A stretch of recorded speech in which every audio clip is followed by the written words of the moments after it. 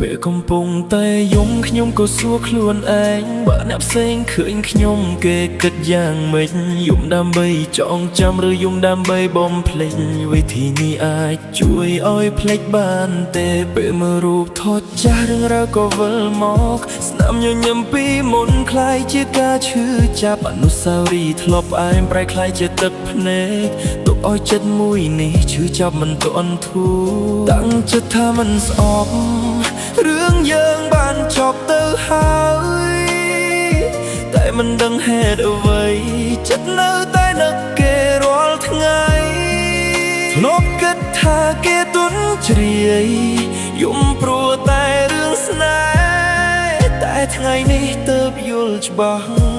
ថាវាដល់វេនខ្លួនឯងតើអូនយំដើម្បីអ្វីតើអូនយំដើម្បីអ្វីបើគេមានអ្នកថ្មី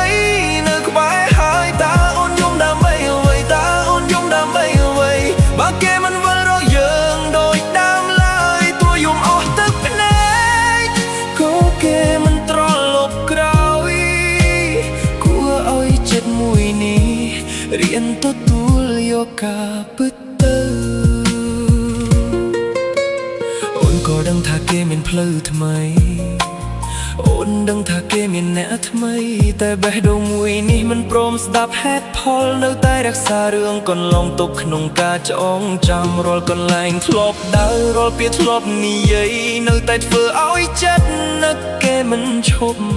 ខំប្រាប់ខ្លួនឯងឲ្យភ្លេចតែបេះដូងនៅតែចាំតើអូនយំដើម្បីអ្វីតើអូនយំដើម្បីអ្វីបើគេមានអ្នកថ្មីនៅក្បែរហើយតើអូនយំដើម្បីអ្វីតើអូនយំដើម្បីអ្វី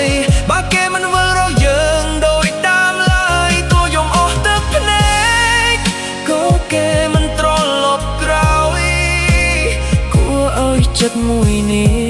រៀនទទួលយកការពិតទៅវេលាកន្លងផុតហេតុអ្វីចិត្តនៅចាំទាំងដឹងថាមនុស្សអ្នកនោះគេមិនត្រឡប់តាមរីមួយការឈឺចាប់នេះនៅមិនទាន់គ្រប់គ្រាន់ទើបបេះដូងមួយនេះនៅមិនព្រមលែងចងចាំតើអូនយំដើម្បីអ្វីតើអូនយំដើម្បីអ្វីបើថ្ងៃនេះគេមានអ្នកថ្មីមើលថែតើអូនយំដើម្បីអ្វីតើអូនយំដើម្បីអ្វីបើស្នេហ៍យើងគ្រាន់ជាអតីតកាលទួយំអស់ទឹកភ្នែកក៏គេមិនត្រឡប់ដែរគួរទុកពេលឲ្យបេះដូងរៀនរស់ដោយគ្មានគេទៅទោះអូនយំអស់ទឹកភ្នែក